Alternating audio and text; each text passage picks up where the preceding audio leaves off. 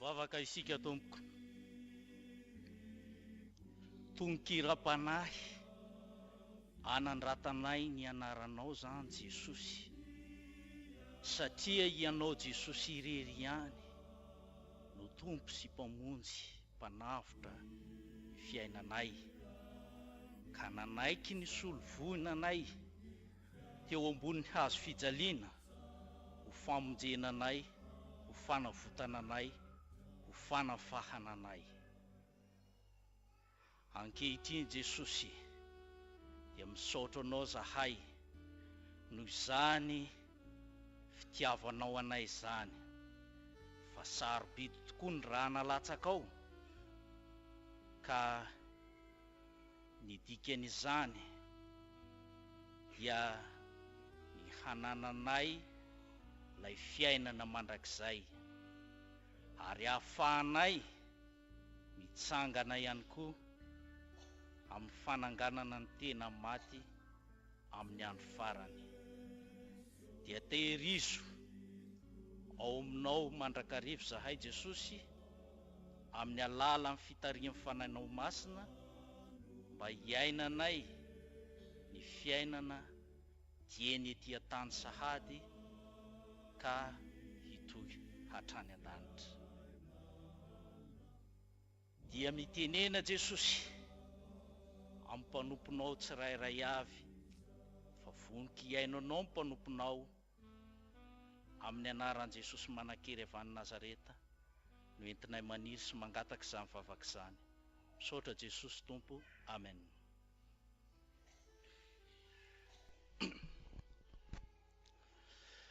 Voalohanteny ry havana, dia faly miarahaba antsika tsirairay avy nahatratra ity alahady faran'ny taona ity.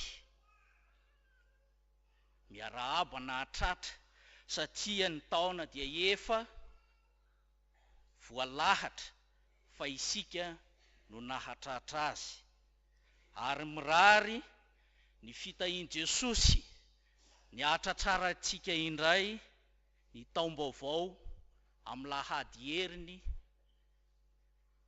dia ny taom-baovao mpiangonana izany amin'ny maha fiangonana loteranina antsika. miarabatsika velonaina, trapamonjena, tsy matin'ny nenina fa velona anarin'ny tenin'Andriamanitra.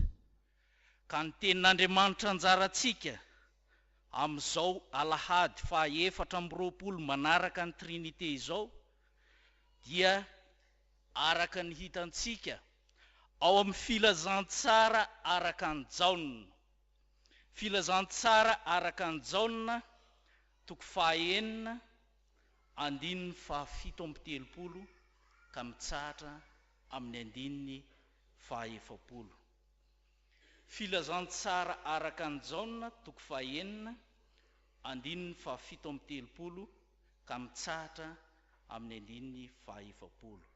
Rehefa hitantsika izany dia vakiana eo am-pitsanganana ny teny amin'ny anaran'i Jesosy. Izay rehetra omeny raiko ahy no hanatona ahy, ary izay manatona ahy dia tsy mba ho laviko mihitsy, fa tsy nidina avy tany an-danitra aho mba hanao ny sitrapoko, fa ny sitrapony izay naniraka ahy. Ary izao no sitrapony izay naniraka ahy, dia ny tsy hamelako hisy ho very izay rehetra nomeny ahy, fa hatsangako indray amin'ny andro farany izy. Fa izao no sitrapony raiko, dia ny ahazahoany izay rehetra mijery ny zanaka ka mino azy fiainana mandrakizay, ary izao hanangana azy amin'ny andro farany. Ry Ray Masino, manamasinanay amin'ny fahamarinana, ny teninao no fahamarinana. Amen.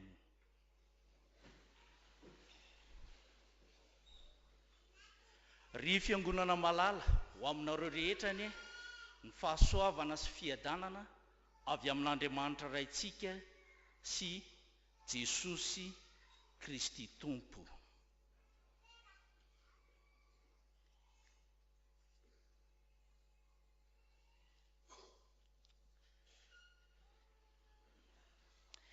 Izay rehetra omeny raiko ahy no anatona ahy.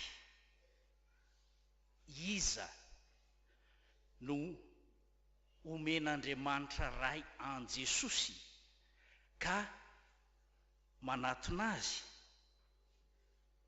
Tsy iza izany fa izay rehetra omen'Andriamanitra ny toe-panahy araka an'Andriamanitra ka mety ho tao amin'ny tenin'Andriamanitra amin'ny alalan'ny fiainonan'ny tenin'Andriamanitra, ka resy lahatry ny tenin'Andriamanitra izy, io no omen'Andriamanitra ray an Jesosy Kristy. Miseho zany amin'ny alalan'ilay endrik'Andriamanitra tamin'ny voalohany, noho ny fitiavan' Jesosy, noho ny fitiavan'Andriamanitra ny olombelona. Raha namorona izao tontolo izao Andriamanitra, dia namorona azy tamin'ny alalan'ny teny hoe Misia, dia nisy izany. Fa rehefa tonga teo amin'ny famoronana ny olombelona kosa izy, dia nilaza hoe andeha isika hamorona olombelona tahaka ny endritsika. Lay hoe isika dia midika pluriel, ary efa ao sahady lay trinité, lay Andriamanitra ray sy ny zanaka ary ny fanahy masina. Efa hitatsika any amin'ny Genesisy sahady izany.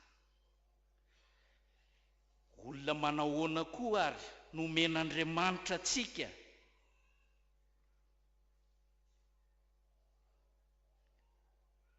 Olona mangetaheta fahamarinana. Dia ilay fahamarinana, ny marina irery ihany, dia Jesosy marina zato isan-jato. Ary sika olombelona rehetra araka ny voalazan'i Paoly eo amin'ny Romanina dia tsy misy marina na dia iray azy, fa samy efa nanota avokoa. Ary izay fahalavona tamin'ny fahotana izay no nahavery nampiala lay endrik'Andriamanitra tamintsika tsirairay avy. Fa inona lay endrik'Andriamanitra? Le tarehintsika ve? Ka mety hampanontany tena hoe inona marina lay endrik'Andriamanitra? Ny olona fotsy fihodirana va? Sa ny mainty fihodirana? Sa ny mavo fihodirana? Sa ny mena fihodirana? Na hoe ny olona petapetakorona ve? Sa ny olona lava orona? Tsy dia lay endrika ivelany loatra no tiana hambara amin'izany, fa lay endrik'Andriamanitra ambara eto dia lay toe-panahy araka an'Andriamanitra.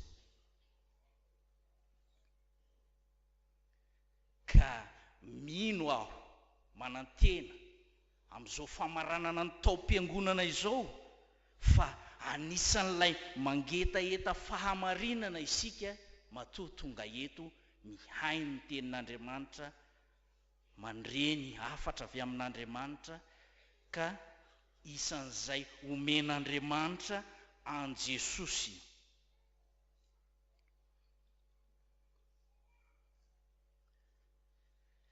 Mitady ny very Andriamanitra, nefa ny very dia tsy maintsy manatona azy. Tsapanao ve? Fa anisan'ilay very ianao. Mahatsapa ny tenanao ve ianao? Fa diso lalana teo amin'ny fiainanao, ka mila manatona an Jesosy ho dioviny mandrakariva. Fifidianan'Andriamanitra ny olona ho vonjena izany. Kanefa ao anatin'izany fifidianan'Andriamanitra ny olona ho vonjena izany dia tsy manery anao Andriamanitra. Tsy manery anao Andriamanitra, fa manaja hatrany ny safidimponao. Na ianao vonina hanaraka azy amin'ny alalan'ny fitarihin'ny fanahy masina, na ianao handa azy ka hanaraka fanahy hafa. Manaja ny safidinao Andriamanitra. Kanefa ho Josoa hoe raha izao sy ny ankonako dia nompo an Jehova izahay. Tsy ho lavan Jesosy ny mazoto hanaraka an Jesosy, satria efa nomen'Andriamanitra ray azy zany, efa nanaiky ny safidy hiaraka amin' Jesosy izy, ka tsy ho lavan Jesosy. Jesosy lay tompony aina no arahina eto. Sarobidy tokoa ry havana ny famonjena nataon Jesosy teo ambonin'ny hazo fijaliana. Ary eto Jesosy dia miray sitrapo amin'Andriamanitra ray. Zany hoe miray sitrapo ny ray sy ny zanaka dia Jesosy izany. Manome ny mino ny zanak'Andriamanitra.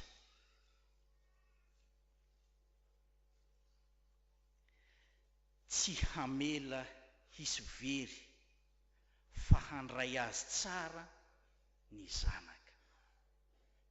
Io lay famonjena nataon Jesosy teo ambonin'ny hazo fijaliana. Sarobidy tokoa izany. Tena sarobidy izany famonjena Jesosy antsika izany. Fa ny tenany no natolony teo, ny rano no nalatsany teo, ho famonjena sy ho fanavotana asy anao, izay tokony ho zasy anao no ho eo. Tsapanao ve? Zany asarobidy amin'ny fitiavan'Andriamanitra anao zany, ny asarobidy amin'ny fitiavan Jesosy anao zany. Fa matetika ny famonjena izay efa nomena antsika maimaim-poana, ka ny zavatra moa rehefa omena maimaim-poana dia heverin'ny olona ho tsisy valeurany. tena sarobidy io ka tsy tokony hatao tsinotsinona fa io no miantoka ny fiainanao hatray eto an-tany ka hatrany an-danitra. Tsy amelanao hisy very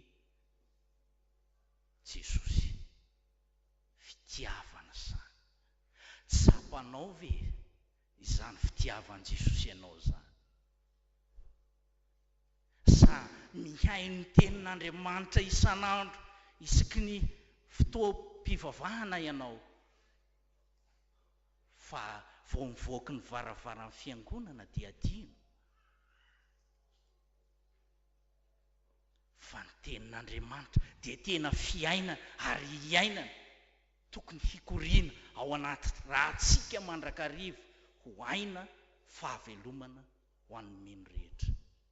Ka hafantarany manodidina izay tsy mbola mahalala an Jesosy na minitsy mahafantatra fa hoe misy Jesosy tokoa ao anatinareo, ka hanaraka anareo zahay fa tena tsara ny Andriamanitrareo. Raha izay ny asa-pamonjena nataon'i Jesosy dia tsy hatreo ihany, fa amin'ny farany dia hanangana indray antsika amin'ny andro farany. Hanangana antsika Jesosy amin'ny andro farany. Io no ilazany Paoly apôstôly fa ny nofo dia tsy mandova ny fiainana mandrakizay. Ka amin'io fitsanganany tena maty io,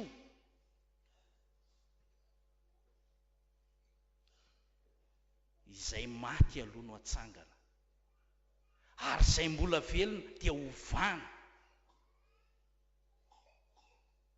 fanovana indray mpimaso amin'ny alalan'ny herin'Andriamanitra izany. Manangana anao amin'ny andro farany Jesosy.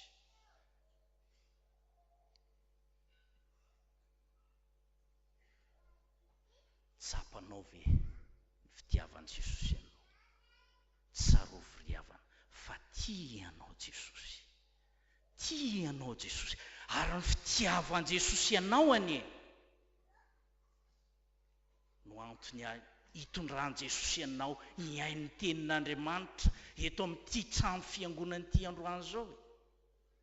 Fitiavan Jesosy ianao anie no mbola hanomeze any ianao fahavelomana tahaka zao, ahafahanao manatona azy, ka mba tsy ilazain Jesosy hoe dinihinareo ny soratra masina kanefa tsy mety manatona ahy ianareo.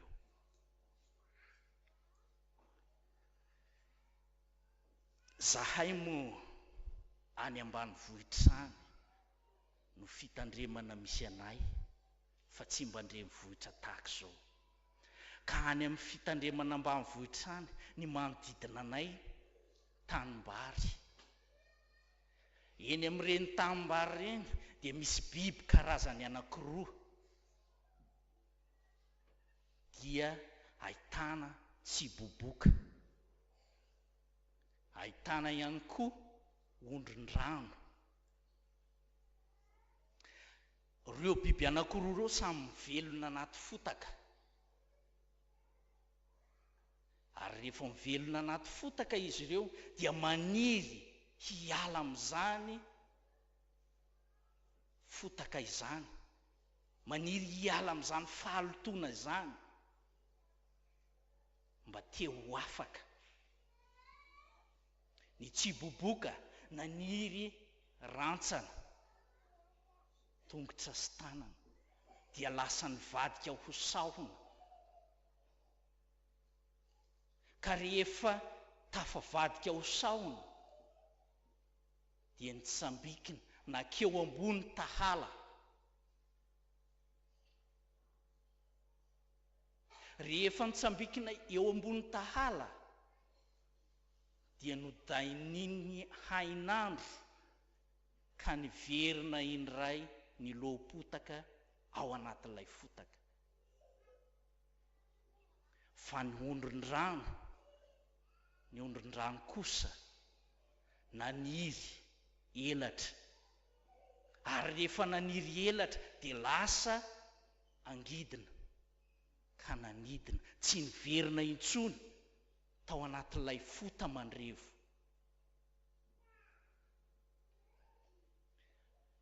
Tahak'izany ny fiainantsika kristianina, mizara roa tahak'izany. Misy efa nafahan Jesosy, samy efa noafahan Jesosy izao tamin'ny alalan'ny famonjeny atsika rehefa naniry fahafahana. Fa arak'ilay voalaza koa hoe manaja ny safidiny tsirairay Andriamanitra, dia misy ny miverina milopotaka ao anatin'ny fota mandrevo ny fahotana, ka miaina amin'ny fiainana izao tontolo izao. Rehefa tonga ny alahady dia miseho ho hitan'ny manodidina fa tena kristianina mafana fo tokoa mamonjy ny tempolin'Andriamanitra. Fa rehefa avy any dia inona no zava-miseho? Ny ataoko ihany. Fa misy amintsika mahatsapa fa maharikoriko azy ny fahotana izay efa niainany sy ny lomanosany tamin'izany, ka tsy miverina amin'izany intsony izy. Reny lay olona manaiky ho resy lahatry ny tenin'Andriamanitra, ka efa manomana ny fiainany sahady ho amin'ny fiainan-danitra.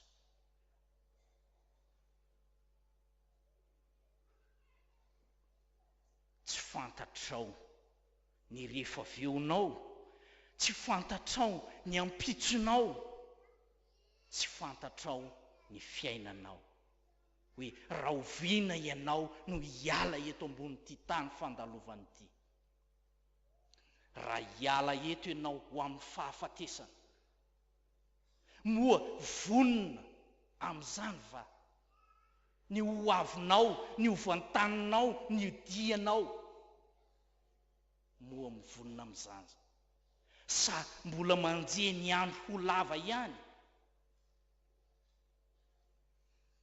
Fotoana mety izao hitodiana tanteraka amin'Andriamanitra amin'ny alalan'ny fibebahana.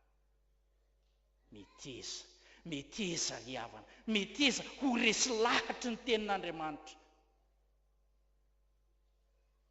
meteza hahitsy ny tenin'Andriamanitra, meteza havaozy ny tenin'Andriamanitra, fa aza ny tenin'Andriamanitra no terenao hanaraka ny sitraporatsinao. Fa tianao Jesosy. Hitanao ve Jesosy mijery anao? Mitomany ho anao Jesosy.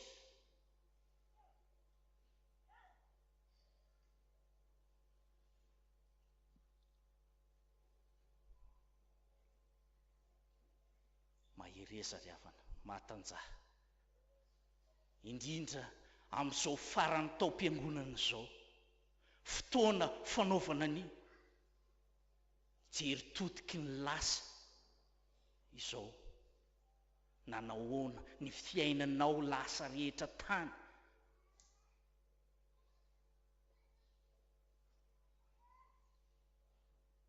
Antsaranao ny mandinika izany.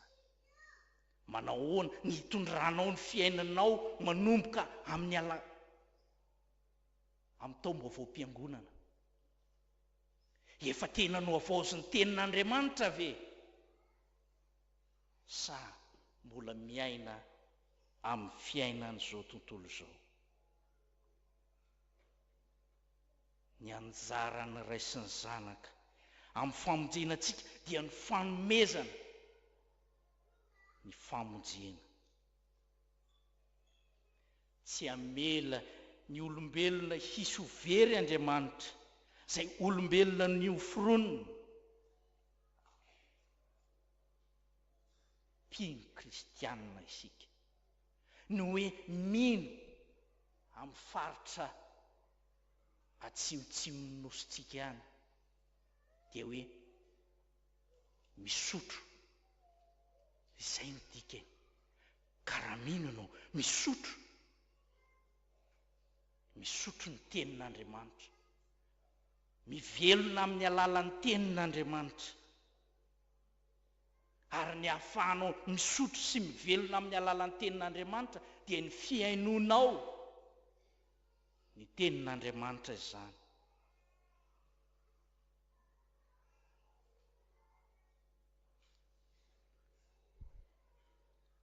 Ary izay fiainonao ny tenin'Andriamanitra izay no ahafahanao mijery an' Jesosy Kristy voaomby teo ambonin'ny hazo fijaliana, nijaly, maty, nalevina ary nitsangana tamin'ny maty ho fiainana mandrakizay.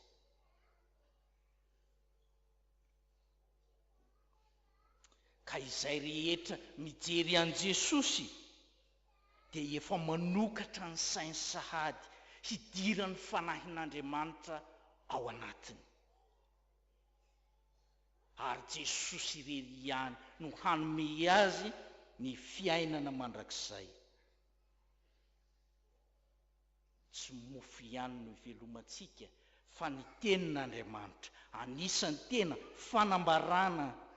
fanambarantena amin'ny maha Andriamanitra an' Jesosy ity. Koa mitafihery mandrakariva hananantsika anjara ho voninahitr'Andriamanitra irery ihany. Voninahitra ny eo an'Andriamanitra ray sy zanaka ary fanahy masina, izay efa azy hatramin'ny taloha indrindra ka mbola ho azy maharitra mandrakizay. Mbola hivavaka isika. Misaotra Jesosy fa tena fiainanay tokoa ianao, nanavitra anay, namonjy anay. Ka ny tongotrao Jesosy izay voafantsika teo ambony hazo fijaliana dia tongotra tsy mandao anay, fa tongotra mbola miandry anay hanatona an' Jesosy ilay mpamonjy anay. Ny tananao Jesosy izay voafantsika teo ambony hazo fijaliana, tanana mbola vonona ny handray anay mandrakariva, ka tsy tanana manilika anay.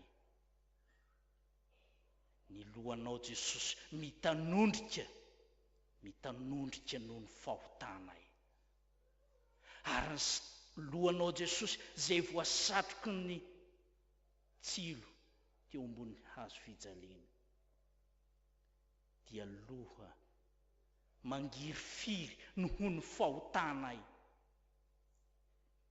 Fa ny fonao Jesosy voalefina teo ambony hazo fijaliana ka namoaka ny rà sy ny rano dia fo manadio anay mandrakariva ary mamela ny helokay.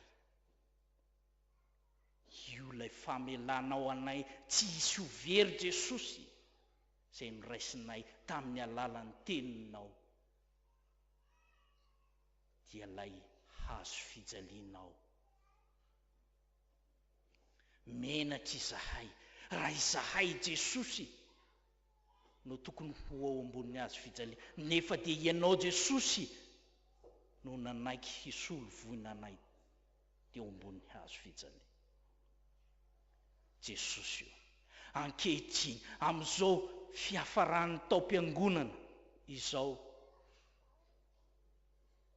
dia omeo hery mandrakariva izay hatraranay ilay taom-baovao-piangonana ary ahaizanay mandiniky ny lasa hibanjinanay ny hoavinay.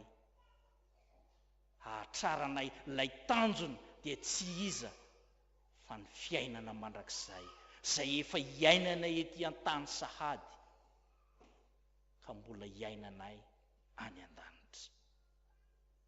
Tehirizo madio ao aminao Jesosy ireto kristianina rehetra mivavaka eto ambaty vinaka reto, ary tsy ry izy ireo ihany fa izay rehetra mino anao na aiza toerana misy azy.